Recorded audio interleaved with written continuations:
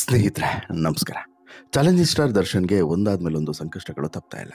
ದರ್ಶನ್ ಏನೇ ಮಾಡಿದ್ರು ಕೂಡ ಅದರಲ್ಲೊಂದು ಎಡವಟ್ಟು ಆಗ್ತಾನೆ ಇದೆ. ಈಗ ದರ್ಶನ್ಗೆ IT ರೇಡ್ ಒಂದು ಕಡೆ ಆದರೆ ಮತ್ತೊಂದು ಕಡೆ ಜಾಮೀನಿನ ಟೆನ್ಷನ್. ಹೀಗೆ ಎರಡೆರಡು ಟೆನ್ಷನ್ ನಡುವೆ ದರ್ಶನ್ ಜೈಲಿನಲ್ಲಿ ದಿನ ಕಳೆಯುವಂಥ ಪರಿಸ್ಥಿತಿ ಬಂದಿದೆ. ಈಗ ದರ್ಶನ್ಗೆ ಒಂದು ಭರವಸೆ ಸಿಕ್ಕಿದೆ, ಇವತ್ತಲ್ಲ ನಾಳೆ ಜಾಮೀನು ಸಿಕ್ಕೇ ಸಿಗುತ್ತೆ ಅನ್ನುವಂತಹ ದೃಢ ವಿಶ್ವಾಸ ದರ್ಶನ್ಗೆ ಬಂದಿದೆ. ಅದೇ ಕಾರಣಕ್ಕೆ ದರ್ಶನ್ ಬಾಡಿ ಲ್ಯಾಂಗ್ವೇಜಲ್ಲೂ ಕೂಡ ಒಂದಷ್ಟು ಬದಲಾವಣೆಗಳು ಆಗ್ತಿದ್ದಾವೆ. ಜೊತೆಗೆ ದರ್ಶನ್ ಫ್ಯಾನ್ಸ್ ಕೂಡ ಒಂದಷ್ಟು ಸಿದ್ಧತೆಗಳನ್ನು ಮಾಡ್ಕೊಂಡಿದ್ದಾರೆ. ಅದರಲ್ಲೂ ಕೂಡ ದರ್ಶನ್ಗೆ ಆರೋಗ್ಯ ಸಮಸ್ಯೆ ಬೇರೆ ಕಾಡ್ತಾ ಇರೋದ್ರಿಂದ ಸಹಜವಾಗಿ ಬೇಲ್ ಸಿಗಬಹುದು ಅನ್ನುವಂಥ ನಿರೀಕ್ಷೆಯಲ್ಲಿ ದರ್ಶನ್ ಮತ್ತು ದರ್ಶನ್ನ ಅಭಿಮಾನಿಗಳಿದ್ದಾರೆ. ಬಟ್ ಕೋರ್ಟ್ ಏನು ನಿರ್ಧಾರ ತೆಗೆದುಕೊಳ್ಳುತ್ತೆ ಅನ್ನುವಂಥದ್ದು ಸಹಜವಾಗಿ ಎಲ್ಲರಲ್ಲೂ ಕೂಡ ಇರುವಂಥ ಕುತೂಹಲ. ಅದ್ರ ಜೊತೆಗೆ ದರ್ಶನ್ಗೆ ಮತ್ತೊಂದು ಸಂಕಷ್ಟವೂ ಕೂಡ ಎದುರಾಗಿದೆ. ಅದೇನು ಅಂತ ಹೇಳಿದ್ರೆ ಐಟಿಯ ಸಂಕಷ್ಟ. ಈಗಾಗಲೇ ಒಂದಷ್ಟು ಡ್ರಿಲ್ಲನ್ನು ಮಾಡಿರುವಂಥ IT ಅವರು ಮತ್ತೊಂದಷ್ಟು ಡ್ರಿಲ್ಲನ್ನು ಮಾಡೋದಕ್ಕೆ ಈಗಾಗಲೇ ಮುಹೂರ್ತವನ್ನು ಫಿಕ್ಸ್ ಮಾಡಿದ್ದಾರೆ.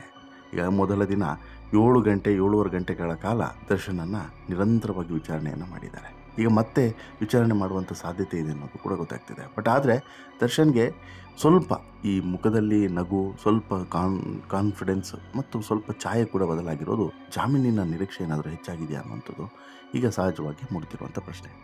ಯಾಕೆ ಹೇಳ್ತಾ ಹೋಗ್ತೀನಿ. ಅದಕ್ಕಿಂತ ಮುಂಚೆ ನೀವಿನ್ನೂ ಕೂಡ ನಮ್ಮ ಚಾನಲನ್ನು ಸಬ್ಸ್ಕ್ರೈಬ್ ಮಾಡಿಲ್ಲ ಅಂದರೆ ದಯವಿಟ್ಟು ಕೂಡಲೇ ಸಬ್ಸ್ಕ್ರೈಬ್ ಮಾಡಿ ಸ್ನೇಹಿತರೆ.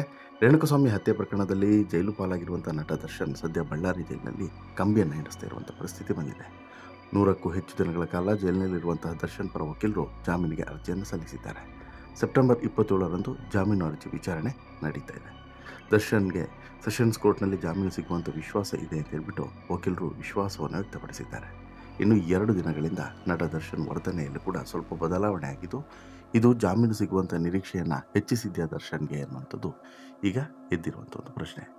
ಕಳೆದ 2 ದಿನಗಳಿಂದ ದರ್ಶನ್ ಮುಖದಲ್ಲಿ ಸ್ವಲ್ಪ ನಗು ಮೂಡಿದೆ. ಇಷ್ಟು ದಿನ ಆತಂಕ ಬೇಸರದಲ್ಲೇ ಇದ್ದಂಥ ದರ್ಶನ್ ಈಗ ಕಳೆದ 2 ದಿನಗಳಿಂದ ನಗ್ನಗ್ತಾ ಜೈಲು ಅಧಿಕಾರಿಗಳ ಜೊತೆಗೆ ವಕೀಲರ ಜೊತೆಗೆ ಮಾತನಾಡೋದನ್ನು ವಿಡಿಯೋದಲ್ಲಿ ನೋಡಬಹುದು ನಾವು. ವಕೀಲರ ಜೊತೆಗೆ ಭೇಟಿಯಾಗುವಂಥ ಸಂದರ್ಭದಲ್ಲಿ ನಟ ದರ್ಶನ್ ಆರಾಮಾಗಿಯೇ ಜೈಲು ಸಿಬ್ಬಂದಿ ಜೊತೆಗೆ ಮಾತನಾಡ್ತಾ ಬಂದಿದ್ದಾರೆ. ವಕೀಲರ ಜೊತೆಗೆ ಕೂಡ ದರ್ಶನ್ ಸಮಾಧಾನದಿಂದ ಮಾತನಾಡಿದ್ದಾರೆ ಅನ್ನೋದು ಗೊತ್ತಾಗ್ತಿದೆ. ಅಷ್ಟು ಮಾತ್ರವಲ್ಲ, ದರ್ಶನ್ ಪರ ವಕೀಲರ ಮಾತುಗಳ ಪ್ರಕಾರ ಸೆಷನ್ಸ್ ಕೋರ್ಟ್ನಲ್ಲಿ ದರ್ಶನ್ಗೆ ಜಾಮೀನು ಸಿಗುವಂಥ ಸಾಧ್ಯತೆ ಇದೆ. ಹೈಕೋರ್ಟ್ಗೆ ಮೇಲ್ಮನವಿ ಸಲ್ಲಿಸೋದಕ್ಕೆ ಅಗತ್ಯವೇನೂ ಬರೋದಿಲ್ಲ ಅನ್ನುವಂಥ ಧೈರ್ಯದಲ್ಲಿದ್ದಾರೆ. ಇದು ದರ್ಶನ್ ಆತ್ಮವಿಶ್ವಾಸವನ್ನು ಮತ್ತಷ್ಟು ಹೆಚ್ಚಿಸಿದೆ. ಜೊತೆಗೆ ಇಲ್ಲಿ ಆರೋಪ ಪಟ್ಟಿಯನ್ನು ಕೂಲಂಕುಷವಾಗಿ ಪರಿಶೀಲನೆ ನಡೆಸಿರುವಂಥ ದರ್ಶನ್ ಪರ ವಕೀಲರು ಜಾಮೀನಿಗಾಗಿ ವಾದವನ್ನು ಸಲ್ಲಿಸುವುದಕ್ಕೆ ಸಜ್ಜಾಗಿದ್ದಾರೆ. ದರ್ಶನ್ ಅಚ್ಚರಿಯ ಬೆಳವಣಿಗೆಯಲ್ಲಿ ದರ್ಶನ್ ಮುಂದಿನ ಸಿನಿಮಾ ಡೆವಿಲ್ ನಿರ್ದೇಶಕ ಪ್ರಕಾಶ್ ಗುರುವಾರ ಜೈಲಿಗೆ ಭೇಟಿಯನ್ನು ಕೊಟ್ಟಿದ್ದರು. ನಟ ದರ್ಶನ್ಗಾಗಿ 2 ಬ್ಯಾಗ್ ಬಾಳೆಕಾಯಿ ಚಿಪ್ಸ್, ಬಿಸ್ಕೆಟ್, ಡ್ರೈ ಫ್ರೂಟ್ಸ್ ಜೊತೆಗೆ ಒಂದಷ್ಟು ಬೇರೆ ಬೇರೆ ಬೇಕರಿ ಐಟಮ್ಗಳನ್ನು ತೆಗೆದುಕೊಂಡು ಹೋಗಿದ್ದರು. ಜಾಮೀನು ಸಿಕ್ಕ ಬಳಿಕ ಅರ್ಧಕ್ಕೆ ನಿಂತಿರುವಂಥ ಸಿನಿಮಾದ ಮುಂದಿನ ಕೆಲಸಗಳ ಬಗ್ಗೆಯೂ ಕೂಡ ಚರ್ಚೆಯನ್ನು ಮಾಡಿದ್ದಾರೆ. ದರ್ಶನ್ಗೆ ಶೀಘ್ರದಲ್ಲಿ ಜಾಮೀನು ಸಿಗುವಂಥ ಸಾಧ್ಯತೆ ಇರೋದರಿಂದ ಚಿತ್ರೀಕರಣಕ್ಕೆ ತಯಾರಿಯನ್ನು ಮಾಡಿಕೊಳ್ಳೋದಕ್ಕೆ ದರ್ಶನ್ ಸೂಚನೆಯನ್ನು ಕೊಟ್ಟಿದ್ದಾರೆ ಅನ್ನೋದು ಗೊತ್ತಾಗ್ತಿದೆ. ಹೀಗಾಗಿ ನಿಂತಿರುವಂತಹ ಈ ಶೂಟಿಂಗನ್ನು ಮತ್ತೆ ಕಂಟಿನ್ಯೂ ಮಾಡಬೇಕು ಅನ್ನುವಂತಹ ತಯಾರಿಯಲ್ಲಿ ದರ್ಶನ್ ಇದ್ದಾರೆ ಅನ್ನೋದು ವಾಸ್ತವ. ಜೊತೆಗೆ ಈ ಸ್ವಲ್ಪ ಮೆಂಟಲಿ ಕೂಡ ವೀಕ್ ಆಗಿರ್ತಾರಲ್ಲ ದರ್ಶನ್, ಅದು ಕೂಡ ಸರಿ ಹೋಗಬೇಕು ಅಂತ ಹೇಳಿದ್ರೆ ಸ್ವಲ್ಪ ಪೀಸ್ ಆಫ್ ಮೈಂಡ್ ಬೇಕು. ಜೊತೆಗೆ ಬೇರೆ ಬೇರೆ ಕೆಲಸಗಳಲ್ಲಿ ತೊಡಗಿಕೊಳ್ಳಬೇಕು. ಆಗ ಮಾತ್ರ ಕಾನ್ಸಂಟ್ರೇಟ್ ಮಾಡೋಕ್ಕಾಗುತ್ತೆ. ಸೊ ದಟ್ ಅದನ್ನು ಕೂಡ ಮಾಡೋದಕ್ಕೆ ಪ್ಲ್ಯಾನನ್ನು ಮಾಡ್ಕೊಂಡಿದ್ದಾರೆ. ಇನ್ನು ವಿಶೇಷ ಏನಂತ ಹೇಳಿದ್ರೆ, ದರ್ಶನ್ಗೆ ಜಾಮೀನು ಸಿಕ್ಕರೆ ಬಳ್ಳಾರಿಯಿಂದ ಬೆಂಗಳೂರಿಗೆ ಕರೆತರೋದಕ್ಕೆ ಆಪ್ತರು ಈಗಾಗಲೇ ಹೆಲಿಕಾಪ್ಟರನ್ನು ಬುಕ್ ಮಾಡಿದ್ದಾರೆ ಅನ್ನೋಂಥ ಸುದ್ದಿ ಕೂಡ ಬರ್ತಾ ಇದೆ. ದರ್ಶನ್ಗೆ ಬೆನ್ನು ನೋವು ಇರುವಂಥ ಕಾರಣ ಅಭಿಮಾನಿಗಳು ಅಪಾರ ಸಂಖ್ಯೆಯಲ್ಲಿ ಸೇರುವಂಥ ಸಾಧ್ಯತೆಯೂ ಕೂಡ ಇರೋದ್ರಿಂದ ಹೆಲಿಕಾಪ್ಟರ್ ಮೂಲಕನೇ ಬೆಂಗಳೂರಿಗೆ ಈ ದರ್ಶನ್ ಹೋಗಿಬಿಡ್ತಾರೆ ಅನ್ನೋಂಥದ್ದು, ಅಂದರೆ ಆ ರೀತಿ ಕರ್ಕೊಂಡು ಹೋಗಿಬಿಡ್ತಾರೆ ಅನ್ನೋಂಥದ್ದು ಸದ್ಯಕ್ಕಿರುವಂಥ ಸುದ್ದಿ. ಬಟ್ ಅದು ಅಷ್ಟು ಈಸಿನಾ? ಅದೇ ಈಗಿರುವಂಥ ಪ್ರಶ್ನೆ.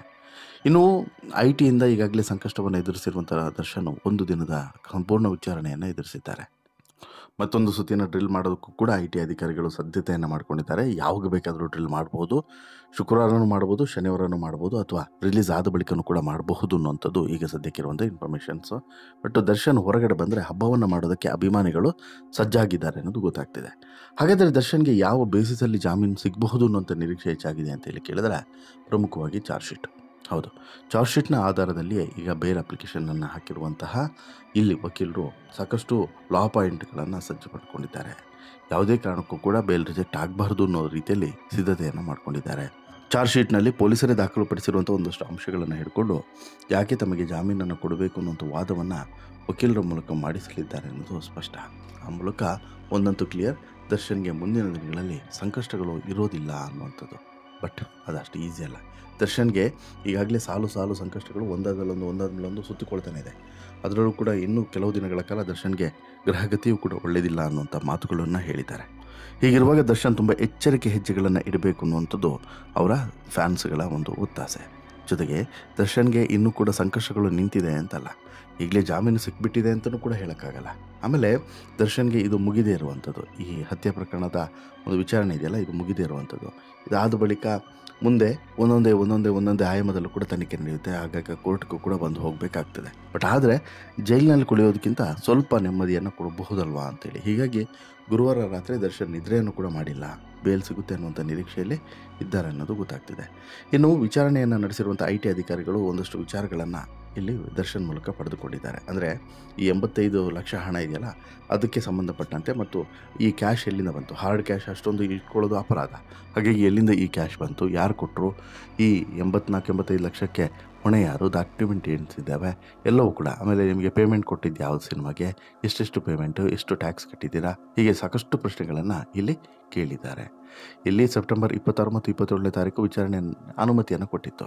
ಮನೆಯಲ್ಲಿ ಸಿಕ್ಕಂತಹ ಹಣ ಮತ್ತು ಈ ಹತ್ಯೆ ಕೇಸ್ನಲ್ಲಿ ಬಳಸಲಾದಂಥ ಹಣ, ಈ ಎರಡರ ಹಣದ ಮೂಲವನ್ನು ಪತ್ತೆ ಮಾಡೋದೇ ಇವರ ಕೆಲಸವಾಗಿತ್ತು. ಹತ್ಯೆ ನಂತರ ಸಾಕ್ಷ್ಯನಾಶಕ್ಕೂ ಕೂಡ ಅಕ್ರಮವಾಗಿ ನಗದು ರೂಪದಲ್ಲಿ ಹಣವನ್ನು ಬಳಕೆ ಮಾಡಿಕೊಂಡಿರೋದು ಗೊತ್ತಾಗಿತ್ತು. ಈ ಬಗ್ಗೆ IT ಅಧಿಕಾರಿಗಳ ಗಮನಕ್ಕೂ ಕೂಡ ಪೊಲೀಸ್ ಅಧಿಕಾರಿಗಳು ತಂದಿದ್ದರು. ಬೆಂಗಳೂರಿನ 57ನೇ ಸೆಷನ್ಸ್ ಕೋರ್ಟ್ನಿಂದ ಅನುಮತಿ ಪಡೆದಿರುವಂಥ IT ಅಧಿಕಾರಿಗಳು 2 ದಿನಗಳ ಕಾಲ ವಿಚಾರಣೆಯನ್ನು ನಡೆಸಿ ಕಂಪ್ಲೀಟ್ ಮಾಹಿತಿಯನ್ನು ದರ್ಶನ್ನಿಂದ ಪಡೆದಿದ್ದಾರೆ. ಇನ್ನು ದರ್ಶನ್ ಅವರ ಬಳಿ IT ಅಧಿಕಾರಿಗಳು ಕೇಳಿದಂತಹ ಕೆಲವೊಂದಷ್ಟು ಪ್ರಶ್ನೆಗಳಿಗೆ ದರ್ಶನ್ ತಬ್ಬಿಬ್ಬಾಗಿದ್ದಾರೆ. ಬಟ್ ಆದರೆ ಈ ಓವರಾಲ್ ಆಗಿ ನಡೆದಿರುವ ಬೆಳವಣಿಗೆ ಬಗ್ಗೆ ಒಂದು ಸ್ಯಾಟಿಸ್ಫ್ಯಾಕ್ಷನ್ ಇದೆ ಅಂತ ಹೇಳ್ಬಿಟ್ಟು ಸಹಜವಾಗಿ ಎಲ್ಲರೂ ಕೂಡ ಹೇಳ್ತಿದ್ದಾರೆ. ಯಾಕೆ, ಕಾನೂನಿನ ಬಗ್ಗೆ ಒಂದು ನಂಬಿಕೆ ಬರುತ್ತೆ.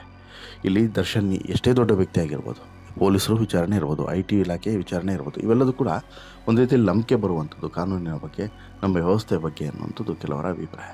ನಿಮಗೇನು ಅನಿಸುತ್ತೆ ಸ್ನೇಹಿತರೆ? ದರ್ಶನ್ ಬಿಡುಗಡೆ ಬಗ್ಗೆ ನಿಮ್ಮ ಅಭಿಪ್ರಾಯ ಏನು? ಸದ್ಯದಲ್ಲೇ ಬಿಡುಗಡೆ ಆಗ್ಬೋದು ಅಂತೇಳಿ ಅನಿಸುತ್ತಾ, ಅಥವಾ ಇನ್ನೂ ಸ್ವಲ್ಪ ಡಿಲೇ ಆಗ್ಬೋದು ಅಂತೇಳಿ ಅನಿಸುತ್ತಾ?